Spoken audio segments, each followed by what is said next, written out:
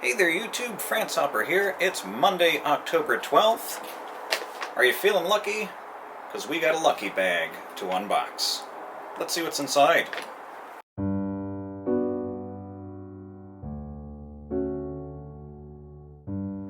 So, this is going to be an anime-themed lucky bag from Kinokuniya. I was a little surprised to see these out because it's not really the season for them.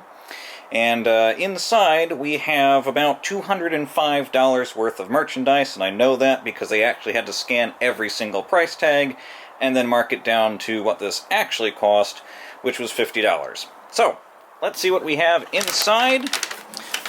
There's a decent amount of stuff in here already. We have a couple of keychains actually. So, we have Pretty Rhythm, apparently. Sword Art Online. We have, this feels like a trading can bag. Yeah, Digimon Adventure Try. That's going to be a pin. Maybe I'll open that up, take a closer look. One Punch Man keychain. We have a Yuri on Ice little mini plush thing. That's the cat running into the recycling. Thanks, Gigi. We have, God, what is this guy's name? I already forget. Let's flip it over. Otsumatsu-san. Yeah, it's a mini figure.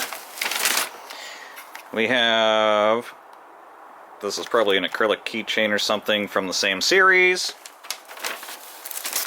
We have another can pin from ReZero. We have a Servamp keychain. Another trading, badge, pin, whatever you want to call it. Diabolic Lovers, haven't seen that one. We have another Yuri on Ice keychain. Let's see, Sword Art Online pin. Diabolic Lovers, that looks like a keychain. Another keychain. And something from Sanrio.